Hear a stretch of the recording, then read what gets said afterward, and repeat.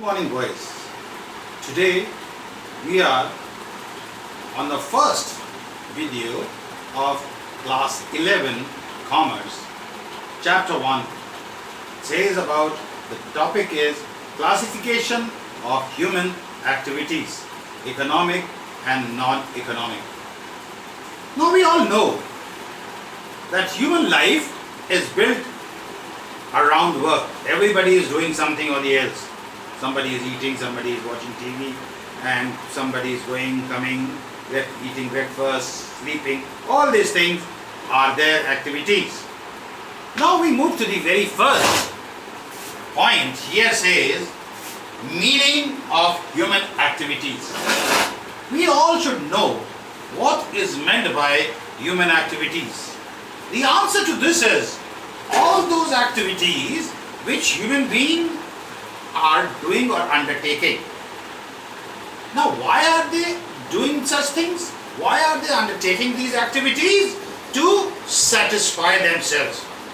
These activities continue throughout their life because wants are unending and unlimited, and they are recurring. They carry on again and again and again and again. Some of the human wants, or you can say some of the human activities, working in an office, going to a factory, etc., is there. Now we move to the features of human activities. The very first feature which we are talking about is the first feature is these activities are undertaken only by human beings.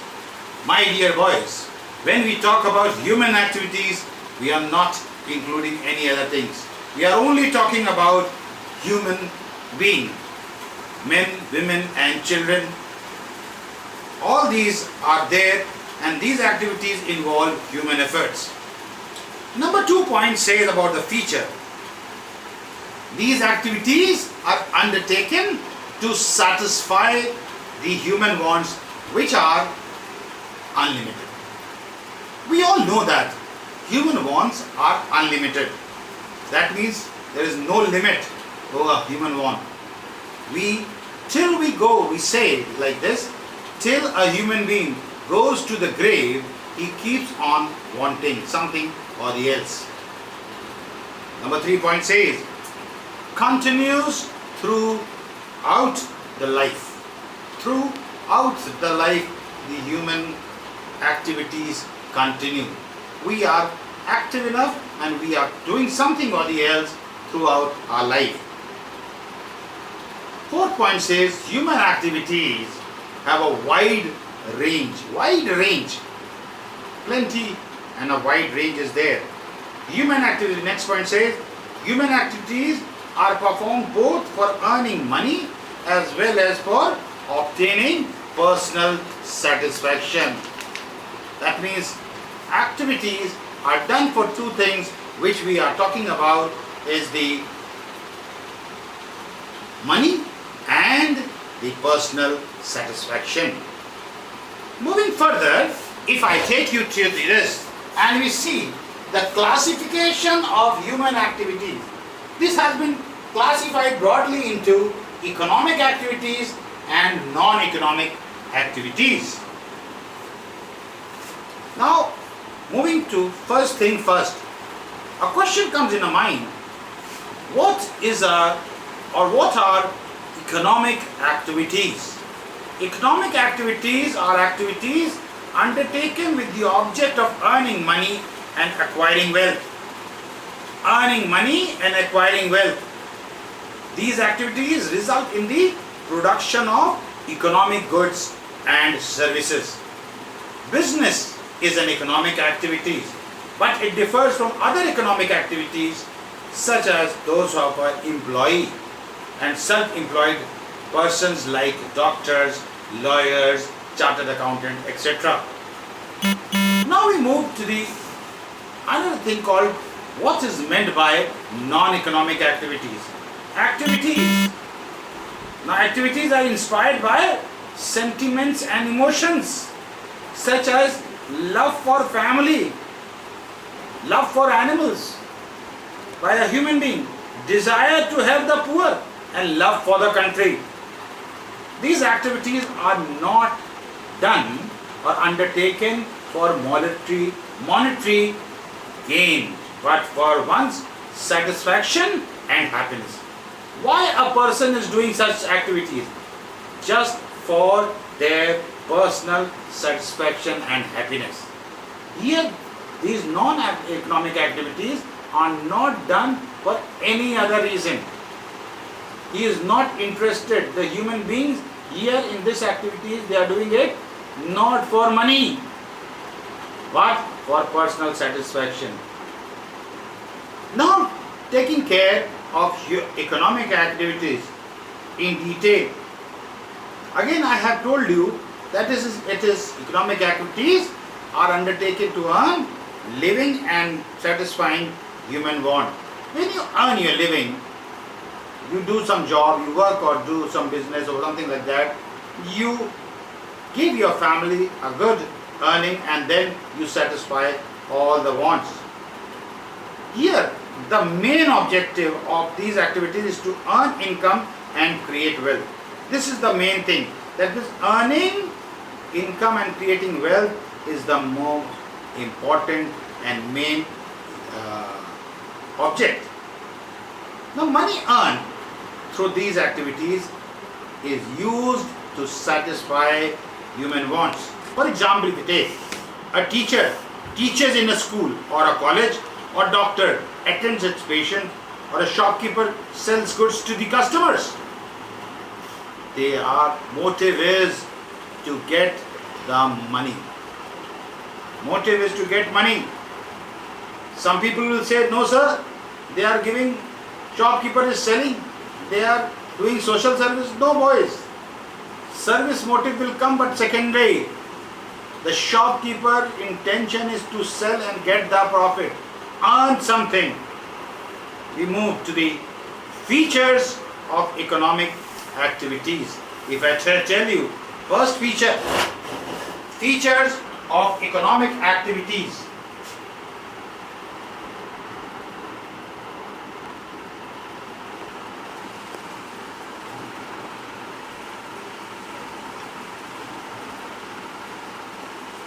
Number one says economic motive.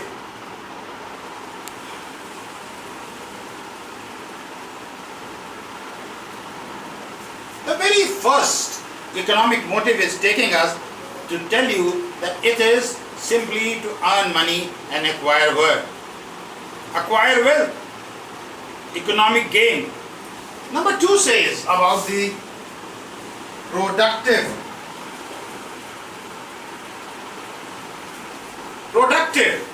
Economic activities involve production, distribution, and exchange of goods and services to satisfy human wants. These activities are directly related for creation of wealth. Third point says about economic resources. Economic resources, economic activities make use of economic resources such as land, labor, capital, etc. Fourth point says about rational use. Rational use. Rational use says here, economic activities require proper allocation of scarce resources. My dear students, the resources are scarce.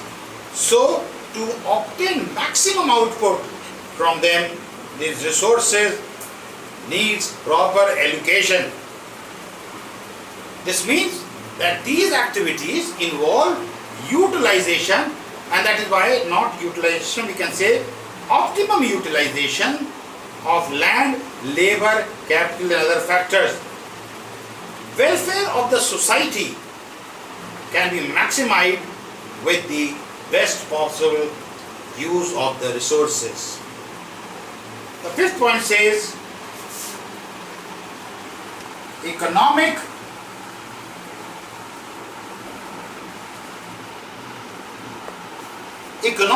growth. Economic growth means economic activities determine the level of economic development of a country and the standard of living of its citizen. 7.6 point says, I'll write here, 6 point says, legally valid. Legally valid human activities performed for economic gain are called economic activities only when they are lawful. That means activities are called for economic gain can only be there when it is a lawful. That means lawful means allowed by law. Unlawful activities like gambling, black marketing, theft, dacoity, smuggling are opposed to public interest. Therefore, these activities cannot be called economic activities. Mark this, that these activities cannot be dacoity, black marketing, theft and smuggling, etc. cannot be marked as an economic activities. The 7th point says here, socially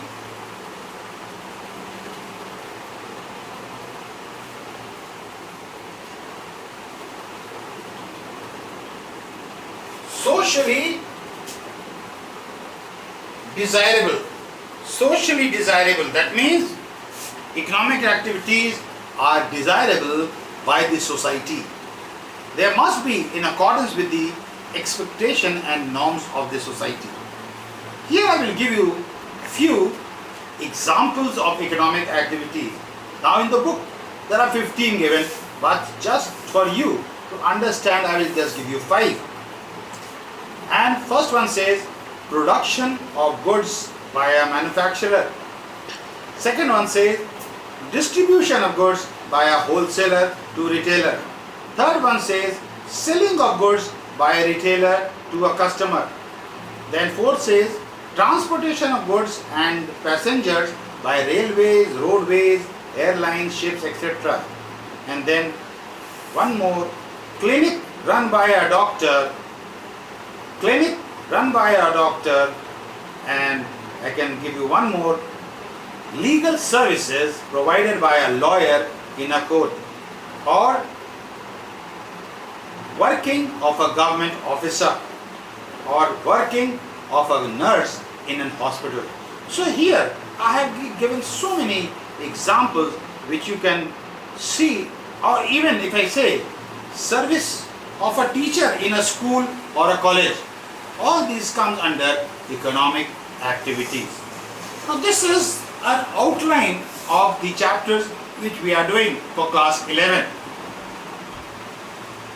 Moving to the other part says about non-economic activities.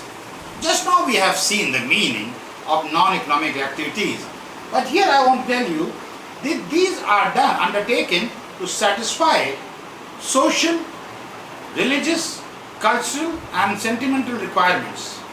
These are undertaken to satisfy social, religious, cultural and sentimental requirements.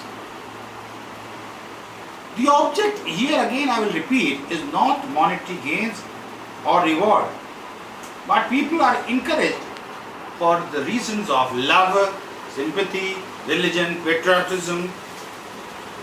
For example, if I take a mother looks after her children, students donates blood, an old man goes to the temple daily, a rich man donates money to Prime Minister Relief Fund, a young man helps a blind girl to cross the road, etc. These are called non-economic activities. It is the object of any activity that distinguishes economic and non-economic activity. As we have seen, the primary objective of economic activities was to earn living and create wealth. But on the other hand, main objective is to get some sort of social, cultural and religious and recreational satisfaction. Non-economic activity gives you some kind of satisfaction. Economic activities can be measured in terms of money. A salary of a teacher, a fee of a doctor, or a profit of a businessman. This is how we are measuring the economic activities in terms of money. But the result of non-economic activities, remember, cannot be measured. That is the difference.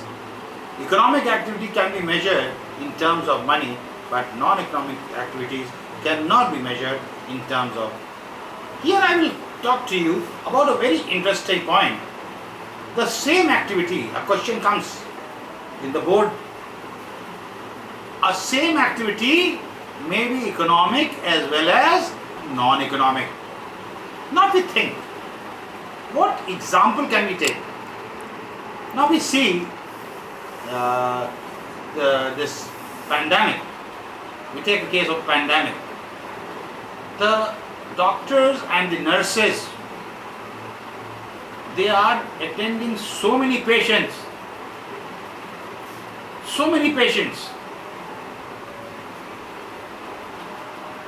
Free of charge. That is a non-economic activity. But the same doctors or the nurses who are attending the patient in their private clinics or private hospitals and charging money, that activity becomes an economic activity. For example, we say a nurse attending a patient for money is an economic activity, and the same nurse is attending her old sick mother at home free of charge, obviously, then it becomes a non-economic activity. Now here there are some consideration to be taken regarding the non-economic activities.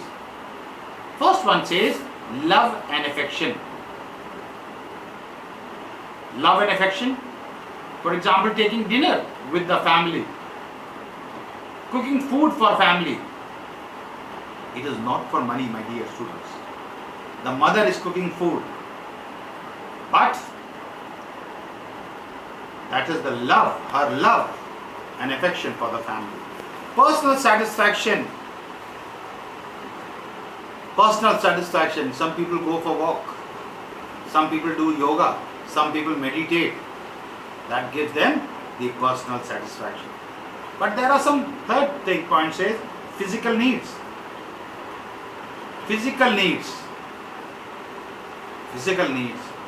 Some people are going to the gym, going for walks, doing some exercise, all this for the physical needs. It is very closely, personal satisfaction and physical needs are very closely interrelated. Third point says religious obligation. Praying in the temple, mosque or a church or a gurudwara. This is religious obligation. Social obligation is helping the people during the victims of the accident, flood or earthquake, or very recently victims or patients of pandemic. Attending them. Patriotism, donating blood for injured army men, or not only army men, anyone if you donate, free of charge. The important thing is free of charge. Remember that today we have seen what is the human activities, what are the meaning of it, what are the features, and then it is divided into economic and non-economic activities. Now in a nutshell, if we see the differences between the economic and non-economic activities. Now boys, we will consider 5 differences here. First one says about the point of distinction is objective. Objective is economic objective, to earn a living and acquire wealth for economic activities, and non-economic activities, sentimental and emotional objective to obtain some sort of personal satisfaction. Number 2 says expectation.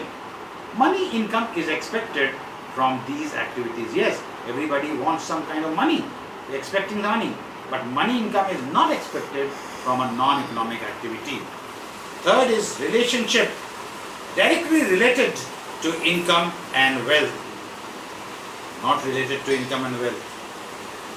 The non-economic activity. Fourth is measurement of outcome. That means the result can be measured in terms of money. But non-economic activity, the result cannot be measured in terms of money. Fifth one is logic. Guided by rational consideration of cost and benefit. And here in non-economic activities, guided by sentiments and emotions without regard to gain or sacrifice. Now we move to the topic says about the types of economic activities. If you move and see the very moment, if you rub this out,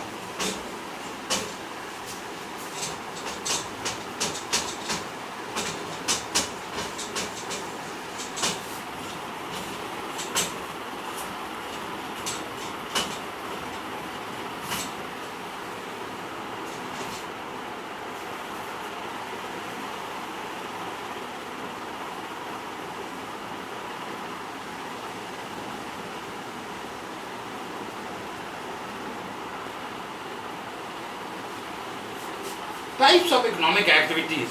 If you see, it has been broadly divided into three. First is the business.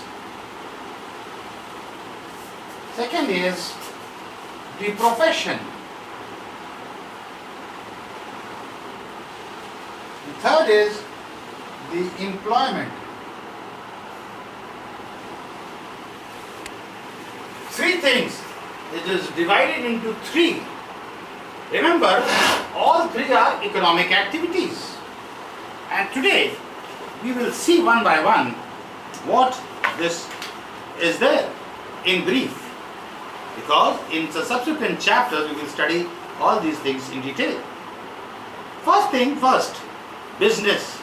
The word business includes all those activities which are concerned with the production and exchange of goods and services with the object of earning money or earning profit. Business is an economic activity because it is done to gain some kind of profit or money, you can say. All organizations carry this are called business firm. Those organizations which carry business are known as business firm. Similarly, persons who do business are called businessman. Business is a very common word.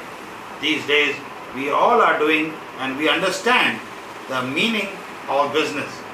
Raw materials, if we see, are converted into finished products which create form utility.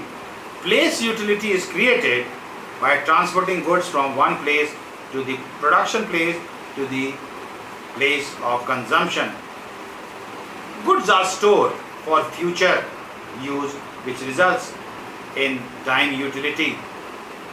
A factory or a shop or a transport company, warehouse or insurance company, a bank are example of business activity. Firm provides direct services like tailor, dry cleaner, beauty parlor, etc. are also business enterprise. Number 2 point says about the profession.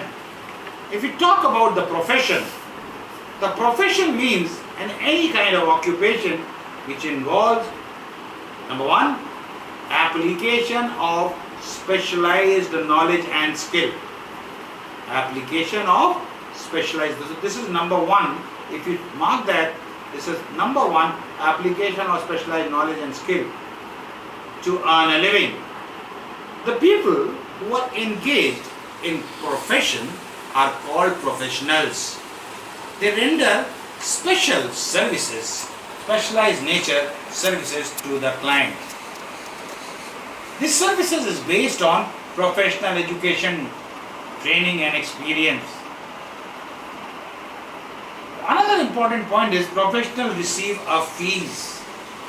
They render the services, no doubt, but they get something in return called the fees for their service. Fee. Chartered accountants, lawyers, medicine, law, tax, consultancies are examples of professions. Main features of professions. Main feature of profession. First one says about specialized body of knowledge. If you say here,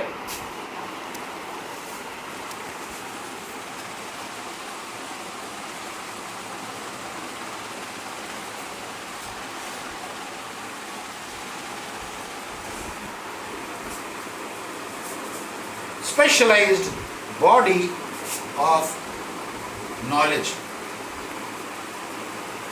At this point, again I will tell you, is a specialized systematic body. Members are required to learn this knowledge. That means they are having, the people who are called professionals are having a special kind of a special knowledge. Second, teacher says restricted entry. Restricted entry means that entry of professions is allowed only to those who have completed the prescribed education and have passed the specified examination. For example, if I say excuse me, a lawyer has to do his law course from the university or the education college, and then after getting the degree of the law, then only he can perform the duty of a complete lawyer. No one else can say, I will do the duty of a lawyer. This is just example with the doctors. Doctors also doing their MBBS course for 5 years, 7 years, 10 years, they are advanced courses they do, and then they get the specialized knowledge which other person is not having, and thus they are restricted training. Formal training is there. Next word topic says about formal training. Formal training, that means professions provide facilities for formal education and training to those who want to acquire professional qualifications. Fourth point says about professional association. Professional association. Professional association.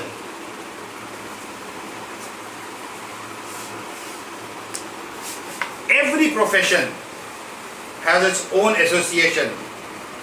A professional association, for example, if I say membership is essential for that person to be there, the association regulates entry of a profession, grants certificates of practice, formulates and enforces code of conduct. Here we understand the very fifth feature in this is, fifth feature is service motive. Service motive very clearly says that these professionals give service to their clients. But remember, for economic growth, because this is a case of economic activity. And the 5 points we have seen the features. So moving to this point is about the third, which we were talking about here, is the employment. Employment means an economic activity, as we all know. Economic activity which a person is doing where people work for others in exchange of some kind of remuneration. That means they are getting something, they are working under somebody and they are getting something in return. And the people who are working are called employees. They are engaged in the work and by whom they are engaged, they are called employers. That means the workers, other name is employees here, and the bosses are called the employers who have given the employment. And whatever remuneration is given is called the wages or salaries. Wages or salaries are given in employment. The employee works as per the terms and condition of employment. There is an oral or written agreement between the employer and the employee.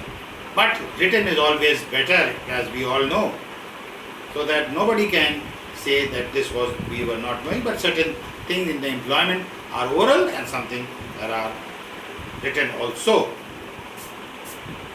Employment includes all types of jobs in government office and private enterprises.